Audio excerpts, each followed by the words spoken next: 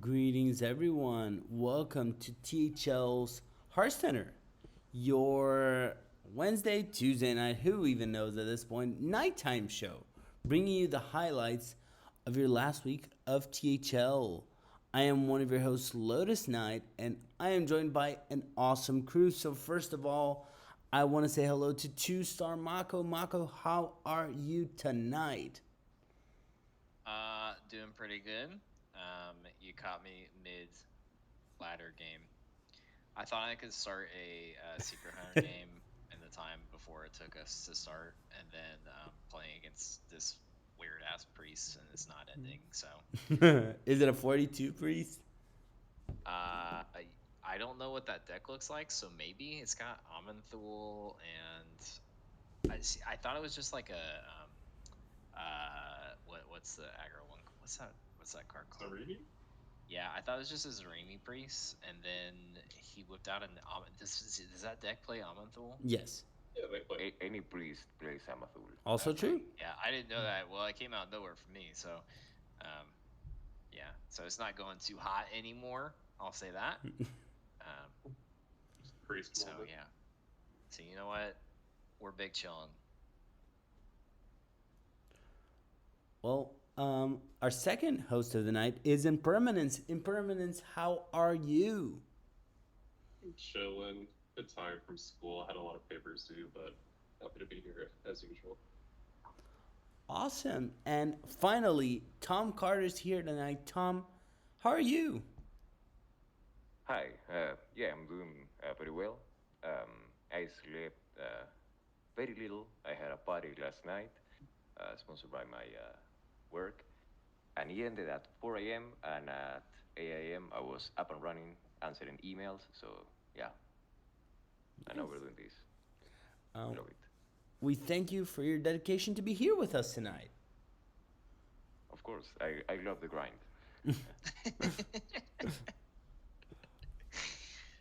He's got that grind set, you know. Exactly. So, I'm going to start by already giving you a special one. Why don't you get us started with our players of the week? Tom, who is our hero player of the week? Tell us. Of course, our hero player of the week is Fresh Master Funk.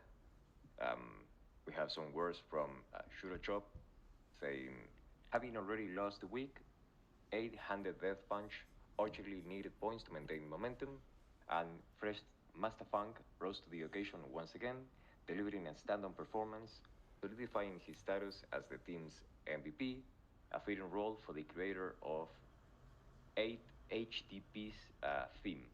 That acronym is a bad word in Spanish. Huh. So just saying. So yeah, I looked at it and I was just like, what? Oh wait, they don't know. Okay. They might know. We've seen worse acronyms. Oh Yes. no, I know. But it's such a niche one as well. I'm like, interesting. But yeah, congratulations to Fresh Master Funk. I'm sorry that I probably mispronounced your name the first time. Congratulations being the hero champion of hero player of the week. Congratulations, Fresh Master Funk, or however you say it. Mako, why don't you tell us the very complicated name of our legacy player of the week? Um, of course. Waiting for you to pop it on the screen because I only have the blurb and it just says Oh Talon. no, go for and the you're saying blurb. it's Go for the blurb. But that is the name Talon? Because Yes. that's not. Yeah, I know. That is not complicated. No. Was that sarcasm? It was sarcasm. Oh, okay. It didn't translate to me here. It's fine. It's Jesus Christ. Okay. Legacy Player of the Week was Talon. This is from Marty B, NHL New Jersey Fan 1, fellow board member. Said Talon had one of the most challenging legacy matches we've ever seen in THO history. They faced insurmountable odds with a 215 PR disadvantage against the reigning legacy MVP. They never got the memo, though, and pushed forward with an incredible 3-2 victory in a close set. Talon's win shows that David can take down Goliath no matter their size. The victory marks Talon's first for the rookie THLer. And I will say, on top of that, side note, also sets a bar for the standard of Player of the Week write-ups, because that was very well written from fellow board member Marty B there. Nice. I would like all other captains to follow suit. You wish. Yeah. You know, if I had Twitch that pull up, I would be spamming copium right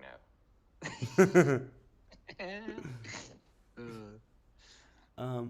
Tom, who is our pro player of the week? Or sorry, not Tom. Impermanence, who is our pro player of the week? And do we have a write-up that is as good as Talon's?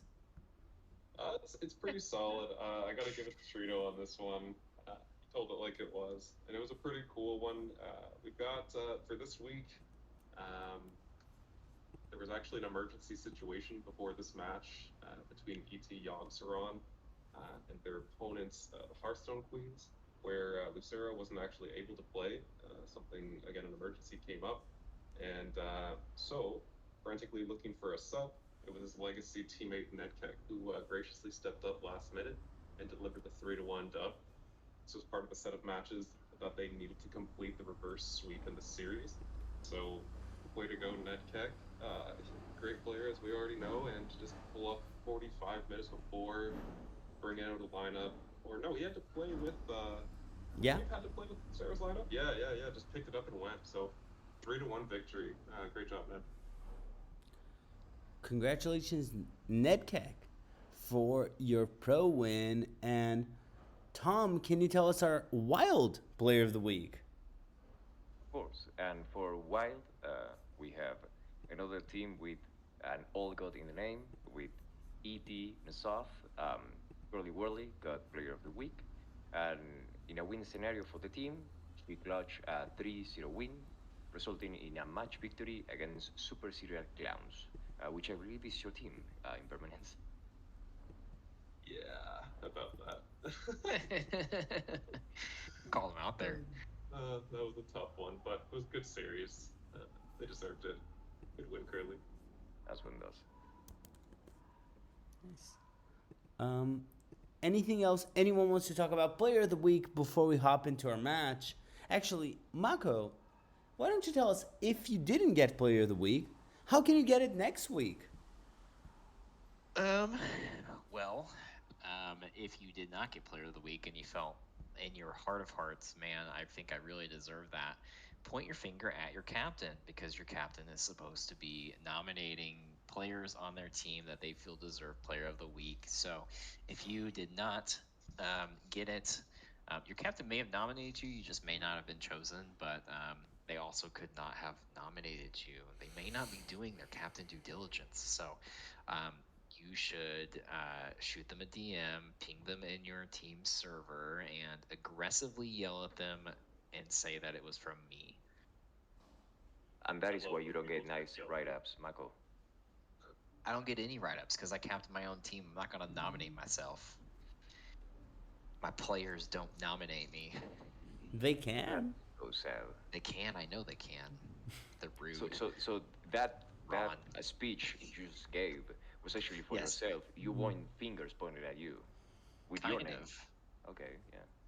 Maybe I like that, Tom. Maybe that's a kink of mine. Maybe I just like reverse psychologies. Maybe. Is it reverse psychology if you are saying it on stream? Well, it's not if I point out that it would be reverse psycho. I mean, then it's just kind of giving it away, so it doesn't really work anymore. Yeah. Have you? So by the way, side note, did you win against the priest or like? Are we still? No, I got my cheeks clapped. Like yeah, I was doing well until the Amanthul came down, and then it was no longer doing well. That card I is thought you were very going to good. say I was doing well until Lotus told me to read the player of the week, and then I got distracted. You know. Nope, had nothing to do with Lotus there. You can't always blame Hey, it I on can- me. I'll take it. Listen, I'm very good at double tasking. Okay, I watch One Piece while I play all of my THL matches, and I do just fine. So I'm fine with that. It's just when cards come down that I didn't know were in the deck. That's when things get a little hairy. Fair. Um, Speaking of crazy matches, should we move on to Hero Series to start this week? So, just as a reminder, this week, or not a reminder, this is a special note. We are bringing back Wild to Hearthcenter. So today we are going to end with Wild due to fan demand. So we're going to have Wild Series back here, and we're going to do 2 matches per series. I hope you like the format. Please give us feedback if you don't. We're always looking to improve the show.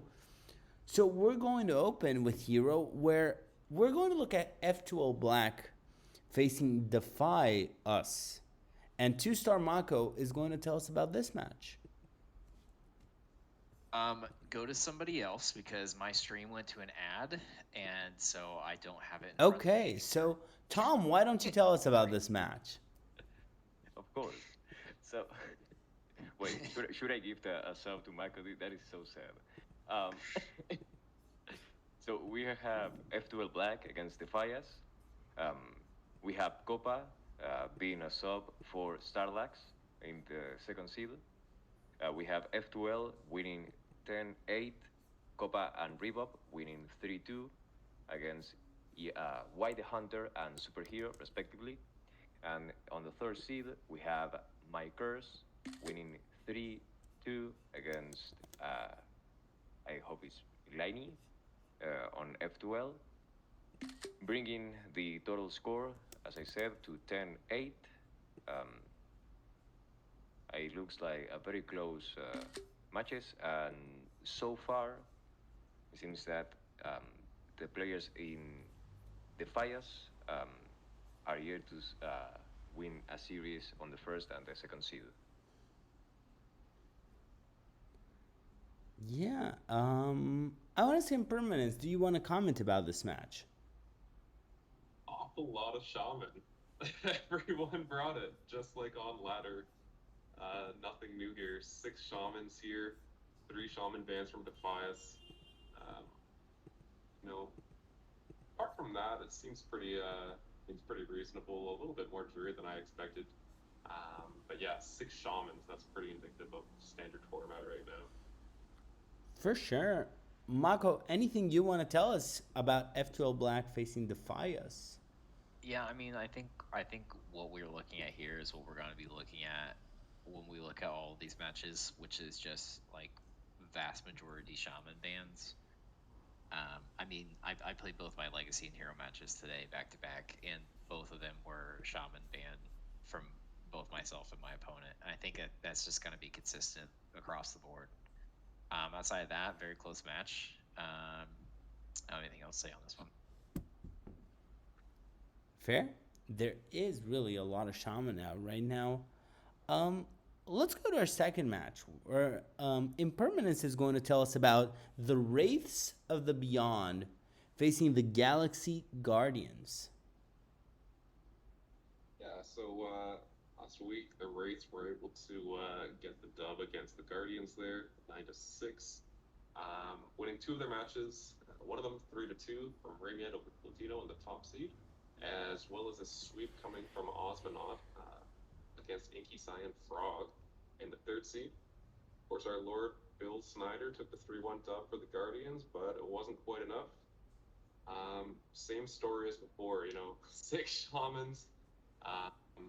We're seeing a lot. It seems like the Guardians had a similar idea, apart from their bans going into this.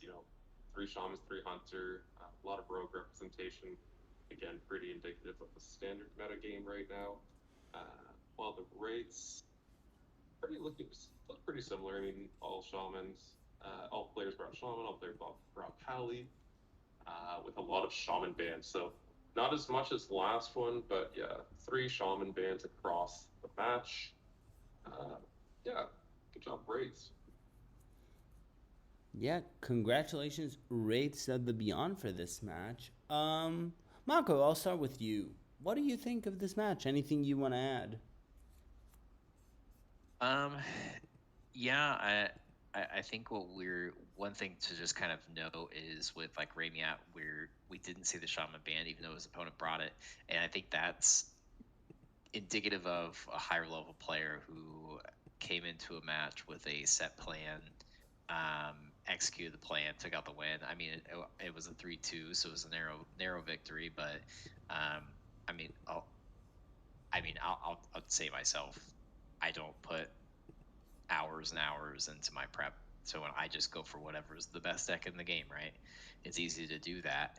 Um, but I think in some cases, like this one, I'm gonna assume um, he looked at it and said, "Okay, my opponent brought was assumed to be best deck in the game, but I have this other plan I want to execute. I want to take out the rogue. Strong deck, assuming it's like Cycle Rogue. Um, Nothing It's wrong still a with, valid ban. yeah, exactly. Um, but he said, let me probably, I can maybe tech towards, or maybe the decks I'm bringing do better into the shaman. Let's just not go for this. So I don't know. Maybe I'm just talking about my ass right now, but um, I'm curious to see if that's gonna be. I mean, we just talked about shaman's gonna be consistent across all of these bands. We feel, but second match in, the first seeds are targeting other things. So I'm just looking at things that may be patterns. Maybe.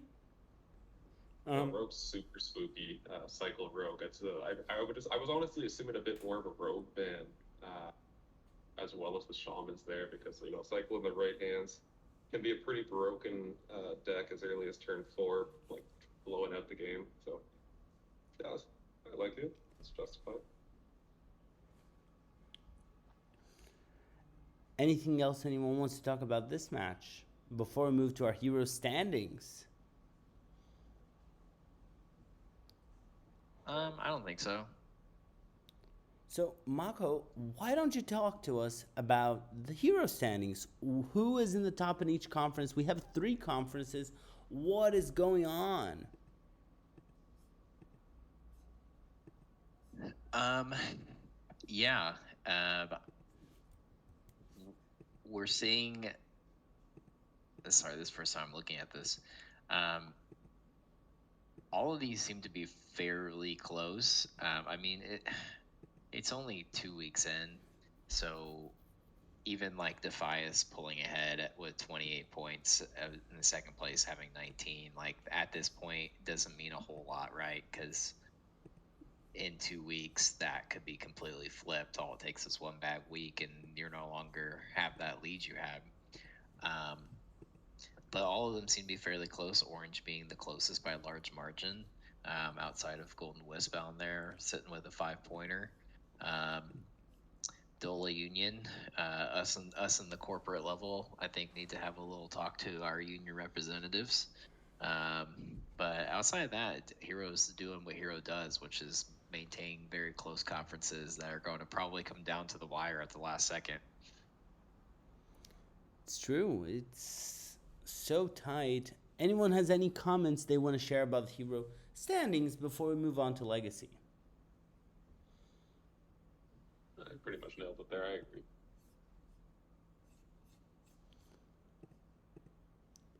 If not, then I'm going to move us to legacy. So we're going to go to legacy, and our first opening match for legacy is the 8-handed death chop facing lethally blind. So, Impermanence, how did this match go? Yeah, this was a close one. Lethally Blind narrowly coming out on top, 14-13. So congrats to you guys. Winning the second, third, and fifth seats. Goose and Ironic and Ty. Or sorry, no. They won, their first, fourth, and fifth seeds, with Athena and Liv Dara both getting a 2-3 victory over Chewy and Cher, respectively. And Ty Lanif winning the fifth seed for them 3-1 versus Lunar Sky. And for the Death Chop, we have Amazing You and Multi-Nex both picking up dubs. Multi-Nex still undefeated into the season as of last week, as well as Athena. So great job there, guys. We have our first full Death Knight lineup coming from the Death Shops here, which was pretty interesting. 5 DKs. They had more DKs than they had Shaman, actually, with Chewy in their first seed not bringing Shaman at all, but deciding to ban it. So that's pretty cool. And meanwhile, on the flip side, as expected, we do have 5 Shamans, a whole bunch of Priest and Hunter as well.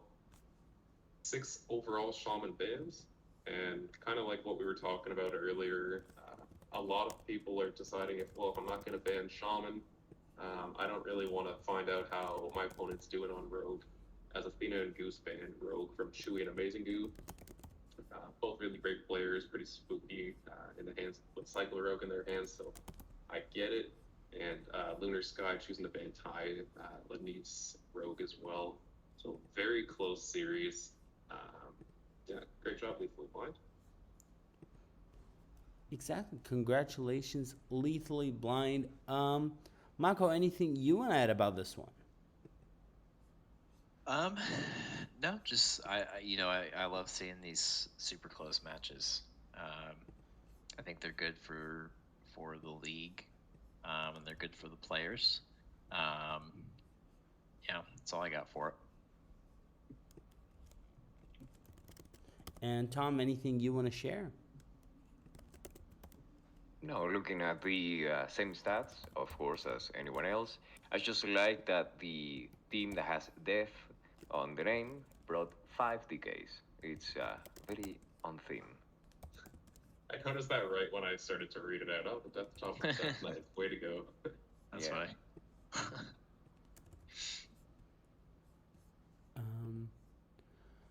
So if that is it for this match, I'm going to hop on to our next match where, Mako, why don't you tell us about Anomaly Perplexed Me facing Strictly Business?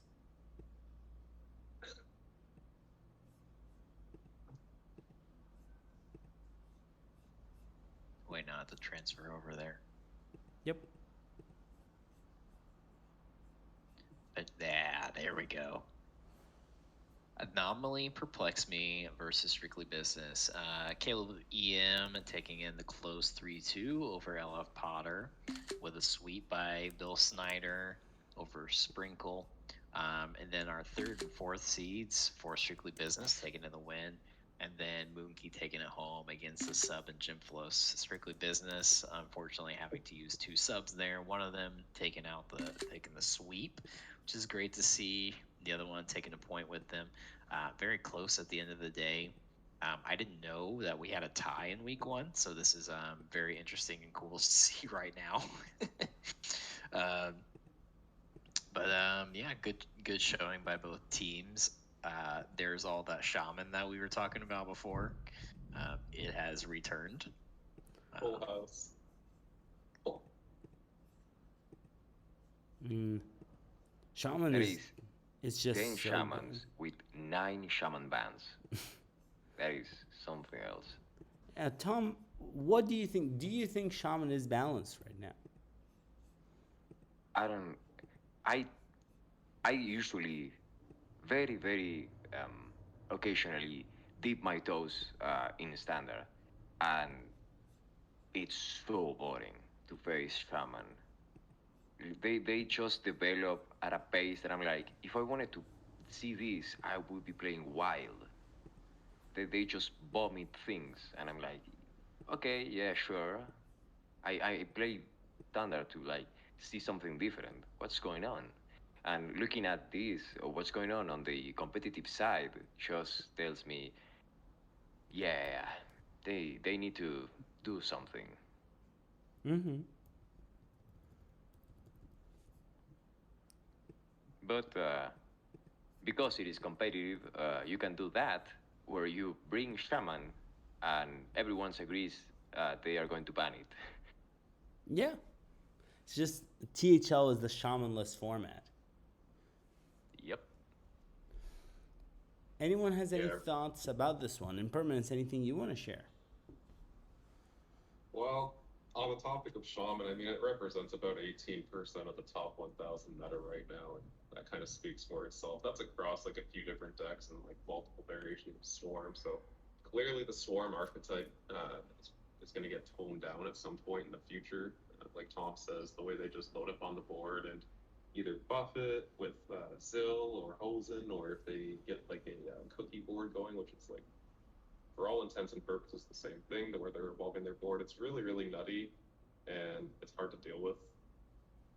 That being said, I do like the rest of the format. I don't hate Shaman either, it just needs a tweak, but it is a pretty neat format right now. There's just way too much Shaman relative to everything else. I think like the next most popular deck is Cycle Rogue at 9%, but yeah, bit of a Shaman problem. True. Should we move to our legacy standings, or does anyone have anything else they want to share? Bring it on. All right, so legacy standings, and I'm gonna ask Impermanence to tell us what are the standings looking like for the different series. And I apologize that the image isn't perfectly standard. It's what happens when you start giving enormous team names, and it messes us up. That's no worries. Well, here, have it on the site itself. Yeah, kicking it off so far, Dad Legend with a strong start, 47 points, undefeated, obviously. That is pretty powerful, dominant start to the season for Dad Legend there. A couple other high performers off in another conference, in the Silver Conference, 7 Mile Spanky Machine with 42. Only team so far to hit the 40-point threshold. So like Mako was saying, it is early season. This isn't necessarily dictating the season for teams. There's plenty of time to make up ground there, but excellent starts for those teams. The other conferences, Red and Gold, are a lot closer. The Red Conference, you got Standard, THL Degenerates, and Defias, who are first and second with 37 and 35 points each. Very, very close already right out the gates. And only a 7-point discrepancy from first and second in Gold, with Do a Barrel Roll in first and APM in second. So it's pretty interesting, the spread across some of these different conferences. But yeah, it is early. There's time. We did just Yeah, have 2 weeks. oh, sorry. Oh, go ahead, Tom. Yeah, I don't think that the 7-point difference in the Gold Conference is close, as you said. We need to remind again. I'm biased because those are my people. But Do a Barrel Roll is the prior legacy champion, and prior to that, they go to the finals. So seeing this is and the point difference at the top, they are points per week at 18, with the second team having 14 and a half. So 7 Miles Spanking Machine and 800 Death Chop are beyond that, and Los Justin Hermanos are also above 18, but they are clearly leading the Gold Conference, and it looks like it may probably stay that way. That is a good point, actually. Now that I look over to like Silver and Blue, comparing second positions in those conferences, like with 39 apiece, that is enough to actually be first place in either the Gold and Red as well. So Blue and Silver seem to have a lot of competition all around that side there. See, I think one other thing to really look at here too is the strength of schedule from these top teams. And I mean, I'm gonna milk my own cow here. Like, as captain of the 7 Mile Spanking Machine, we have had the second most difficult strength of schedule up until this point. Still sitting at 42 points. Some of these other teams, like Dad Legend, for example, on the easier side of that strength of schedule. So I think you might see some teams like Lethally Blinds, for example, who has had the most difficult schedule up across these first 2 games, rise a little bit as they face teams who may be on the lower rung of these standings. But this is only week 2, so things are still going to be balancing out, which is something we've talked about already. Yeah, it really kind of It's gonna be interesting to watch. Yeah. Mm-hmm. With that point on Lethally Blind, though, that just makes it seem like a much bigger victory for them this week. Oh yeah, having, 100%. yeah, they really needed that.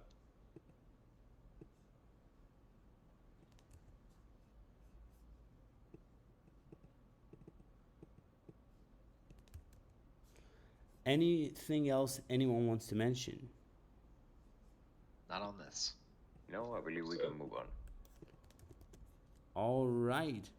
So, we have something for you that we didn't do last week, but that we should have. Why don't we do our commercial? And I did uncorrupt our commercial, so we'll get back to a corrupted commercial version at some point. But I will do our first commercial, just clean commercial, so bringing you back to the main screen. Yo, hey there, Twitch viewers. Have you subscribed to Team Hearth League yet? Then make today the day to subscribe to our channel yourself. The subscription enables our team to cover the cost of operating our website, as well as improve the quality of our streams to our viewers. If you have Amazon Prime/Twitch Prime, you can subscribe to the channel for free. Subscribers will have a THL emoticon as well as a normal THL chat badge. So flip that thumbs up button and make sure you tune into our streams. We appreciate each and every one of you. Special note to our viewer, check out THL's other social media points of interest. Our website is teamhearthleague.com. Follow us on Twitter at THL_AS. Join us on Discord, Team Hearth League. The true Hearthstone legend, Saku, continues to upload all our videos on our YouTube channel. Just search for Team Hearth League to see some things previously recorded.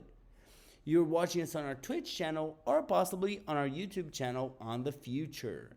And for all of you THL fans out there are THL shows some days of the week. We would love to do it most. You can't go wrong tuning in at any time we're around for that Hearthstone related content. Now back to the good part, ka-chow. That was beautiful. Thank you. Single tear dropped down my eye. I'll tell you, Michael, I basically have this memorized for so many shows. Just Oh, I bet you do. I it's bet you sung that in your sleep before. I don't know if I've sung it on sleep, but every season I clean the whatever we corrupted.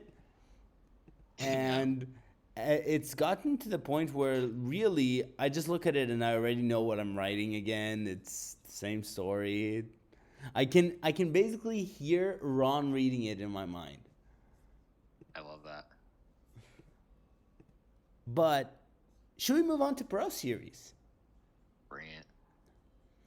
All right, so Mako, we're going to open with you as we talk about one of your old teams that you were around, the Cheesemongers United facing Brushy Tuna. All right. Gonna give it a second there till it'll pop up. There she is. A tie. Oh, dude, you didn't tell me there was gonna be a tie. We always cover ties when we can. They're the best results. I know. I don't look at these ahead of time. I love this. I love ties because you think they'd be more rare than they are, but I feel like they happen a little bit more often, than you would think. It's more or less once a week. Yeah. Anyways, exciting stuff. Cheesemongers versus Brushy. We have a interesting eclectic mix here of match results. A lot of shaman bands coming out across the board. 3-1 Pyrolama over F Srirachi 1, Not Bamity and Random Dude taking the 3-2s, and then Sunka McBannerface taking 3-1 and 3-0 respectively. I don't. Yeah, that's all I gotta say on that. Yeah, this was quite. I mean, ties are so crazy whenever they happen, aren't they? I love them. I like seeing them. Tom, what are your thoughts? What do you think about this match?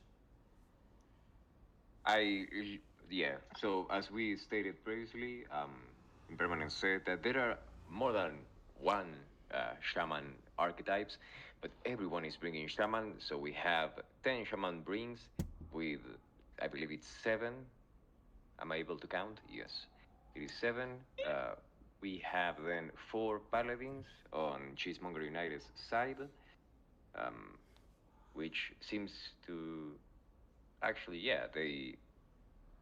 Oh, wait, it's actually two hand buffs, one holy and one agro paladin, which I believe is flood.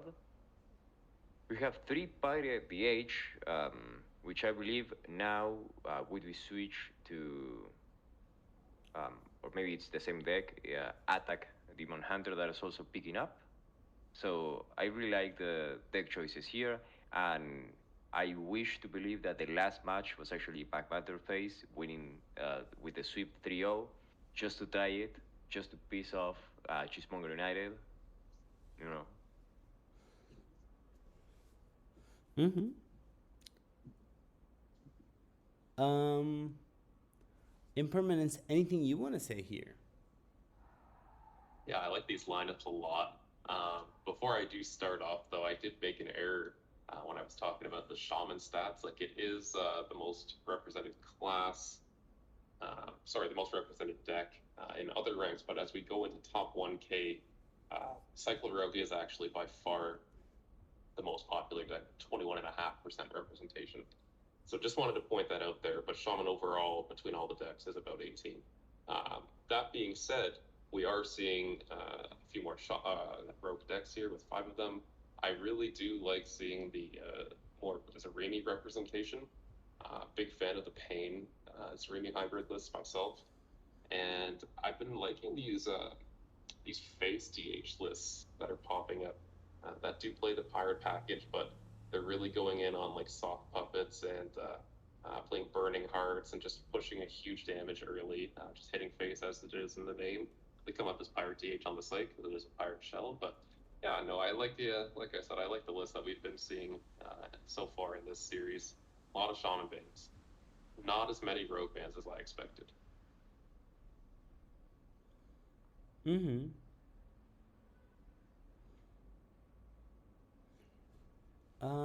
Any further thoughts before we move on to our final pro match of the night? Bring it. All right. So, Impermanence, tell us about unidentified path tracking facing the Ada's litter. Yeah, so unidentified pat tracking got the dub last week versus Ada's Litter. Leading things off in the first seed in his first season, no less, is SWAF staying strong at 2-0 with a 3-0 sweep over Grey Dog. Really neat lineup there. I'm in the same lineup as their second seed, Bill Snyder, with the Spell Damage Druid, Big Spell Mage, Holy Paladin, and Cycle Rogue. It's a really tough overall lineup, a lot of good matchups, good spread there. Yeah, and the team also had a second sweep with Caleb EM getting a sweep over 8. Pretty cool. You don't see like often two. Well, I mean, yeah, no, you don't really see too many double sweeps in a week. So, way to go, pet tracking there.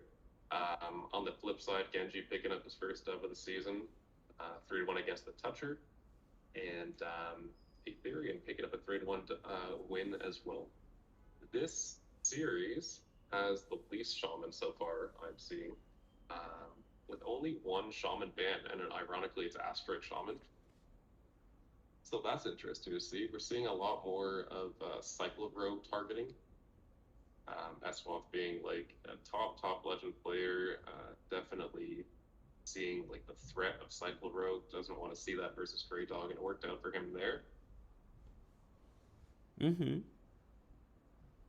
Oh, and we see our first Starship Warlock, and that ended up being a winning lineup with Tiki. So very cool, very stylish. The Starship Warlock. That's an insane bring. I mean, Yeah. they Into the brought pro matchup. Starship DK and Starship Hunter as well. Hey, don't badmouth Starship Hunter, okay? Oh no, I was going to say like that is just a base lineup. Oh, Like three wait, no, Starships, it's the same yeah. person. I wasn't putting two and two together there. Yeah, Triple no. Starship. Now, does it matter if they didn't bring Starship Paladin. It makes me a little bit sad. You know, it's the OCD Same. kicking in. Still Yeah, I a new know, deck. right? The cool thing about the Warlock list too is that it's not. It's very unique. It's not even like a wheel deck. I'm looking at it right now, and some of these Warlock decks that are playing heavy control to counter Shamans, for example, they're going in on Ceaseless, Table Flips, Argaris, all those like hand cards and whatnot. This is not. This is playing those, but you don't have like wheel or anything like that. It's just straight up kill Jaden, Sargeras, Starships. Just cool list. Cool list. I like it a lot. That's very. It sounds very control Yeah. Oh yeah. heavy, right? Yeah. Double domino. A couple of the healing drinks. Uh, yeah. I like it. Speaking my language right there. Anything else? All four. Sorry. All four of Tiki's list having ceaseless stance. I'm noticing that now. Nice. Someone was planning to play all cards they could. Yeah, for real. Anything else anyone wants to say about this one before we move on to our standings? I do not.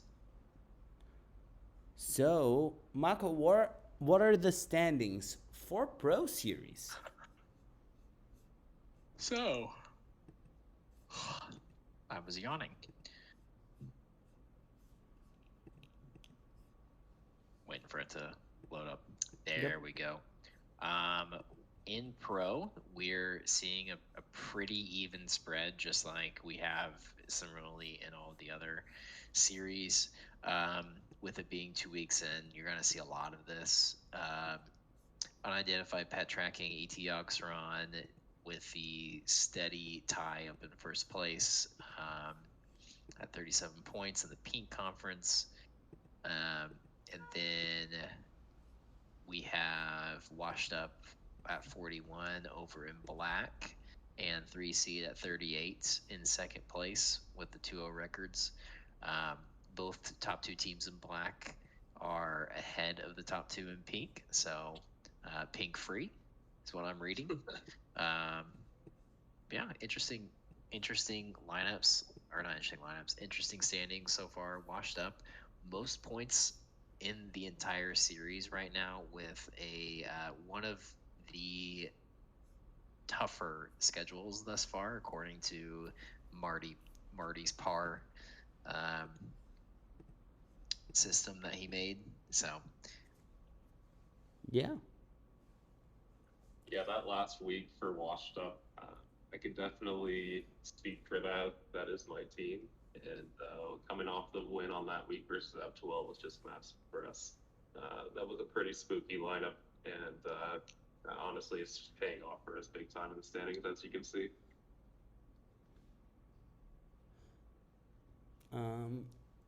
So I'll move on to Wild if no one has anything else they want to talk about in Pro. Yeah. It's wilding time. All right. I already told you, do not call on me here. I'll call. I know nothing. I know nothing either. So we'll count on our specialist, Tom Carter here. Yes. Tom, tell us about the Wild THL Fanatics facing the Worgen Greasers. Of course. So we have the Wild THL Fanatics against the Worgen Greasers, with the Wild THL Fanatics winning 15-10. We have Shmupirari losing 2-3 against Hudak, Super Base, and the Valiant for WTF having a sweep 3-0. Then we have Neon Heron winning 3-2 against Hearthstone Drag. That name got cut off. I believe it's Hearthstone Dragon, not Yes. Hearthstone Drag. Sorry. And then we have Asiela Akari winning, losing 1-3 against Stangster. Zangster? I don't know how to say their name. Zangster, like gangster with a Z.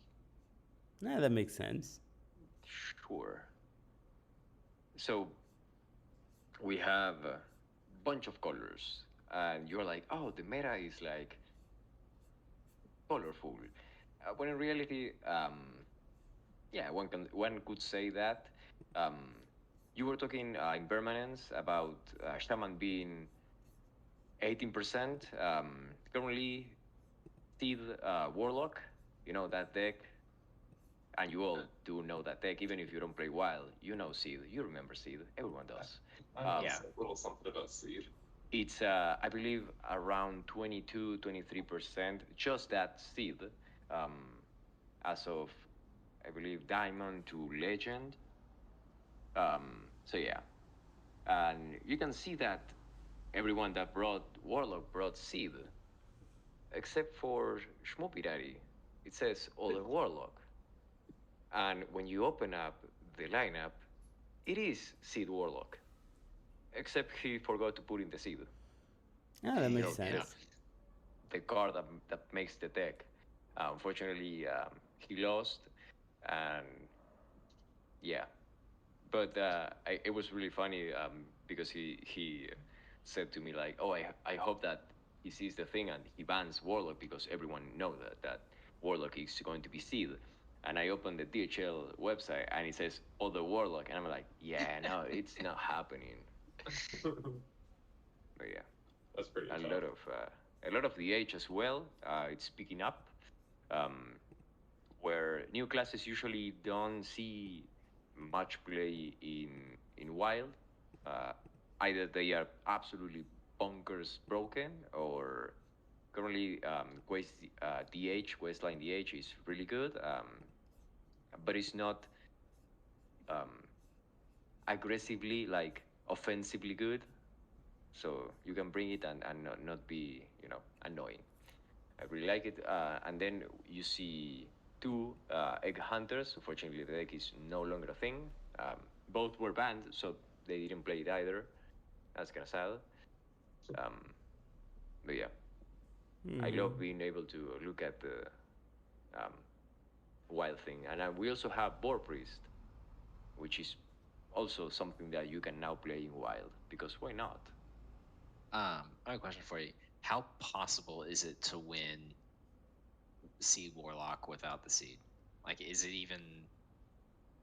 The problem is that you basically lose all your late game. You can do the thing where you play all the giants and yeah, float the board, and if your opponent has a way to remove it, you don't have a finisher with Tamsim, so you just poof, which was the issue. I believe Shmupirati streamed his match, um, and unfortunately the Warlock went against the Warrior, and it's right there in the name. It's XL Control Warrior, so of course they had something to remove it.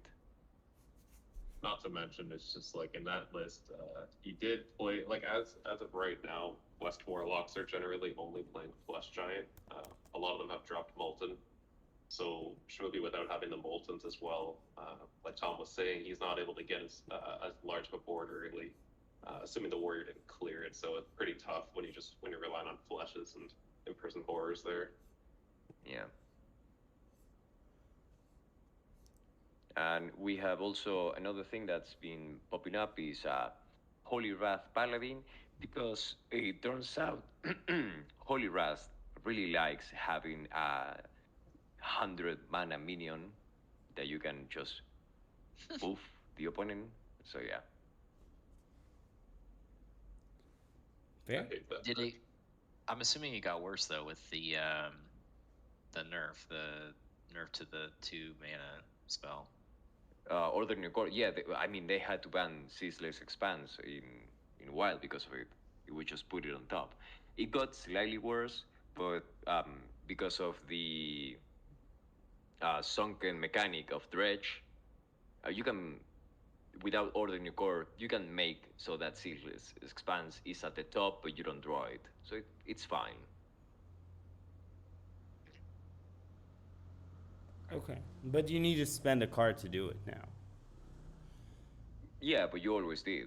So you play like Tusker, the pirate, the dredge. You can play the overplanner from I forgot the Perils. name of the faction.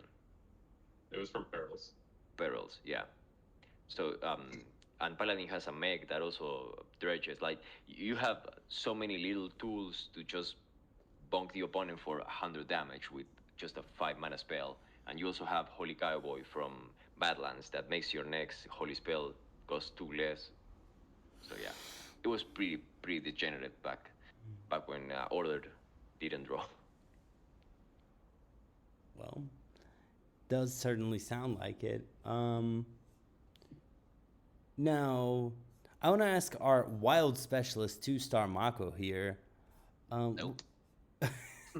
Mako, tell me, what is Boar Priest? Hey, that was a deck in standard. It so was. You can't get me with that one, okay? I know it was, but Nice try. I'm just shocked it is a thing in wild. I mean I am too. Like it wasn't super popular slash good in standard when it was around, so I No.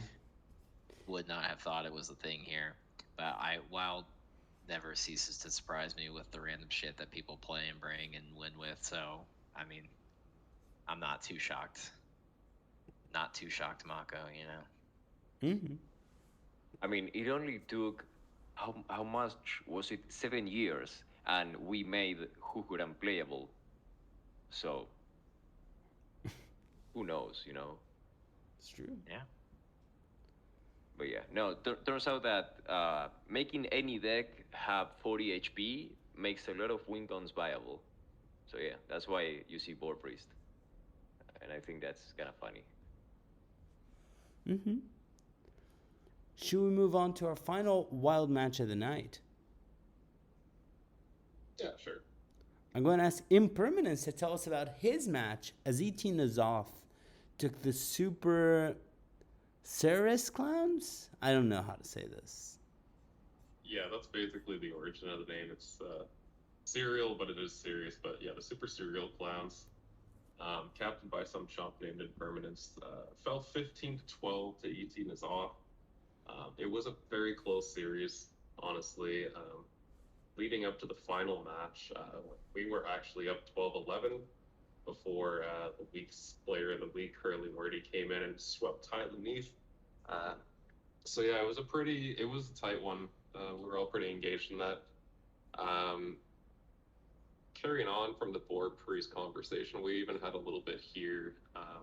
Aggro Priest is like one of the more popular decks in the format. With ET Nazoth bringing 3 of them themselves, we had 2 of them. But Grim Blazer bringing a Board Priest as well. So that was pretty cool, and he got the dub with that lineup. It was a pretty spicy lineup. If I'm being honest, he even brought Mechathune Warrior, which is a very it's kind of like it's basically a skipper deck. You can generate over 100 armor early on in the game with it, cycling through your deck with cards like All You Can Eat and Light of the Phoenix and whatnot. And then at the end, you basically use Chemical Spill, the 5-mana warrior spell, to summon your Mechathune from hand at the end, and then just Shield Shatter it, and that's perfect lethal. So Grim had some really interesting win cons on his list this week. On the flip side, Nazoth, all 5 of them bringing DH, whether it's Pirate or Quest, 2 quests, 3 pirates. The first and second seed for 18 Nazoth getting the dubs and maintaining their 2-0 presence with username, ABCD, and Droopy. Username had a very cool lineup as well, who went full combo. He played Quest DH, he played Ezeel Druid, which is bringing him all the way back to Ezeel Windsinger, this 9-mana 5/5 Druid legendary that says your spells cost 1. Oh yeah, that card existed. Yeah, that was definitely a card, and it turns out that you don't actually have to spend 9 mana on it, because these days, it's actually a pretty good deck. These days, Druids, it's just a Barnes deck, really. You play Barnes, you play Ezeel, those are your only 2 minions in the deck. So you ramp up, and you have actual specific tutors for it now, because with the Druid spell, the Druid Priest spell Pendant of Earth, if you see that, you get to pick either of your 2 minions. Yeah. You play Barnes, yeah, you get a Ezeel for free, and then you just rip through your deck. It's a very APM intensive deck. That's kind of the strategy that username brings generally. Yeah, And I don't think that it's really APME. I remember the old Miracle Priest that was really APME. yeah, The thing that's going to kill you here is the animations more so, because true. the thing that makes Barnes Druid viable again with Yseal is Sleep Under the Stars. That sure it got nerfed, but it doesn't matter when you play it for 1 mana and it refreshes your whole thing again. Yeah, yeah. Um, So like that nerf didn't yeah. really touch it under this context with Ezreal. Yeah, I got a lot of damage there. I brought a full counter lineup for username because I know that he loves combo, and he still got the dub. So way to go, username. That was a it's just a testament to how good he is with combo there. Um, Yeah, like and the almost other. Oh, sorry. no. Go ahead. Go ahead. And the thing that we see there that is named Other Rogue is actually Alex Rogue. The Yeah, Alex that they added back in core last rotation is no longer in core. Where you basically play the shark. You do a bunch of things with scabs, bouncing the Hmm. Alex, and you point around two or three of them to the face of the opponent, which with the double battle cry deal 16, 32, or 48. So with the 42, sorry, with the 32 breakpoint, you kill anything that's not Renathal, and with the 48, anything that's Renathal. So you need only one more Alex to the face. Wow. and then of course you had like 6 questline warlocks in this match as well. Very popular deck. Oh, and we also have that you may be wondering what the hell is that?